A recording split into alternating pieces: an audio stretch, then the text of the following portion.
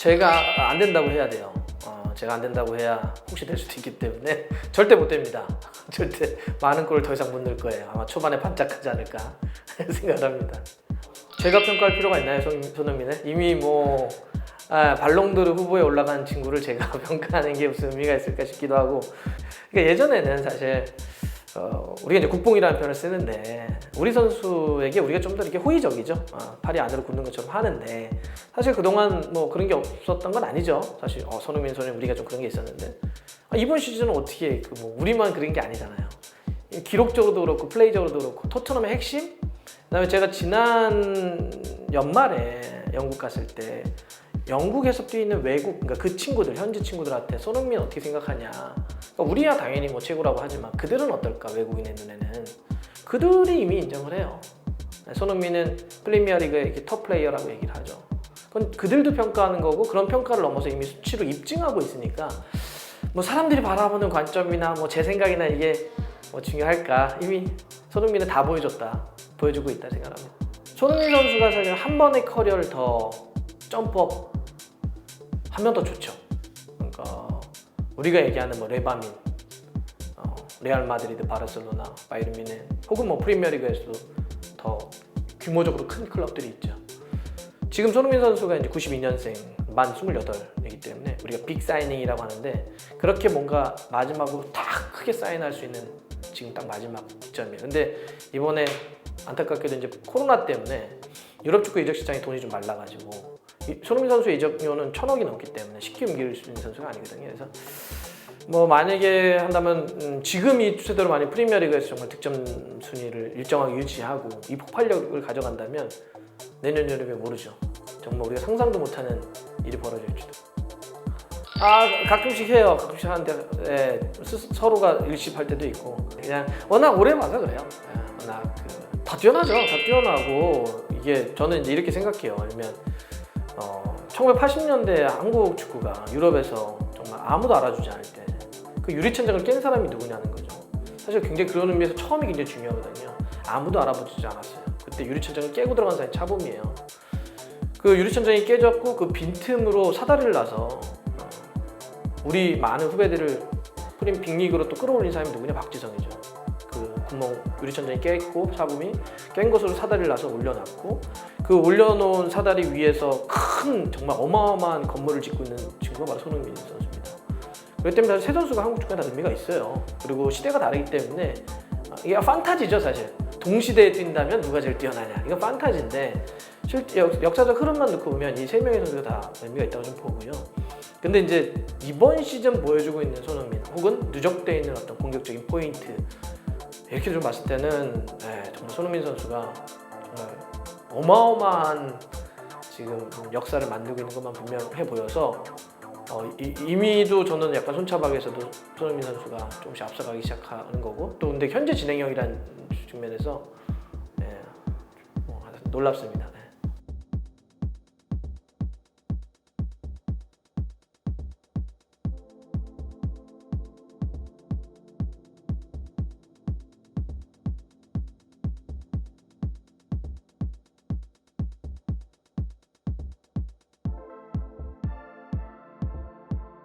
저는 강원이 특히 김병수 감독 체제에서 보여주고 있는 건 무엇인가 되게 어려운 길을 걸어가고 있다는 거거든요. 사실 축구를 되게 쉽게 할 수도 있어요.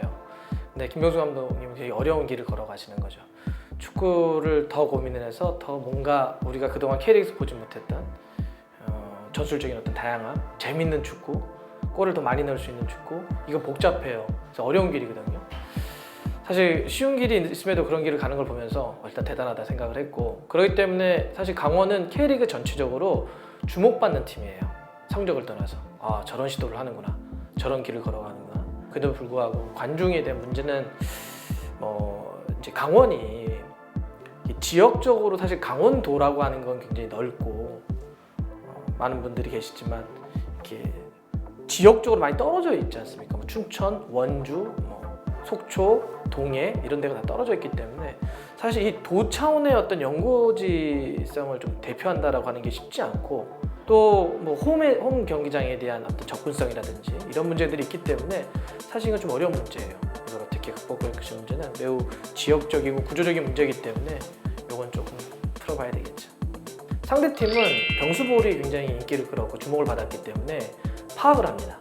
그거는 해외에 있는 모든 팀들이 마찬가지예요. 어떤 전술적인 되게 새로운 걸 만들어내거나 어떤 걸 만들어내면 상대팀은 처음에는 좀 당혹스러워하고 좀 지다가 계속 집중력 분석을 하죠. 강원이 저는 그런 게 좀 있었다고 봐요. 근데 그건 숙명이에요. 어쩔 수 없죠. 상대가 있는 싸움이기 때문에. 그러면 또 김병수 감독이나 강원은 또 새로운 거. 그게 바로 축구니까 계속 대응해야 나가야 되겠죠. 네, 그러니까 황구영 선수는 제가 오랫동안 지켜봤던 선수이기도 하지만 또 예전에 인터뷰도 했었고, 황구영 선수 또 이 아까 있는 병수볼에 있어서 핵심적인 선수예요. 그러니까 저희가 뭐 전술 얘기를 복잡하게 할 필요는 없지만 그 허리와 수비에서부터 볼을 아주 철저하게 만들어서 나가는 거죠. 그러니까 우리가 하는 뻥축구 하지 않고 계속해서 뒤에서부터 볼을 예쁘게 만들고 하는데 황구영 선수가 그 역할을 거의 다 책임져요. 계속 뒤로 빠져가지고 다시 볼 만들어내고 다시 줄여주고 다시 빈 공간 커버하고 그런 역시 사람으로 따지면 심장 같은 역할을 하고 있죠. 되게 고마운 일을 하고 계셔서 좋으신 것 같고요. 근데 이제 우리가 아이들에게 뭔가 축구 유니폼을 주고 축구 공을 주고 축구화를 나눠주는 건 전 두 가지 의미가 있다고 생각해요. 하나는 그 중에 정말 훌륭한 선수가 돼서 나중에 강원FC에서 멋진 K리거가 되고 국가대표가 되고 이런 선수가 될 수 있는 꿈을 전달하는 거기도 하고, 특히 축구라고 하는 것은 혼자 할 수 있는 게 아니기 때문에 매우 이렇게 협업하죠. 그걸 커서 배우는 게 아니라 어렸을 때부터 자연스럽게 하는 거기 때문에 그런 어떤 기회와 꿈을 전 전달한다고 봐요. 단순히 유니폼이라기보단. 그런 점에서 지금 도민일보가 하고 계시는 게 참 멋지다고 생각합니다. 당장의 어떤 성적 이런 것도 중요하겠지만 더 중요한 건 프로는 아마추어와 다르게 핵심적인 포인트는 경기력이 아니에요. 프로는 돈이 아닙니다. 핵심적인 게. 프로의 핵심은 팬이에요, 팬. 그러면 강원FC는 프로잖아요. 잊지 않았으면 좋겠어요. 그냥 좀 잘 되기 위해서 팬들이 중요한 게 아니라 강원과 K리그 프로스포츠의 전부이다, 팬은. 그걸 놓치는 순간 더 이상 프로로서의 존재 의미가 없을 수 있으니까 그게 전부다. 강원 도민분들이 전부고 팬들이 전부다. 그 전부를 위해서 우리는 축구를 해야 된다라고 하는 생각을 한시도 놓치지 않았으면 좋겠습니다. 저도 옆에서 응원 많이 하겠습니다.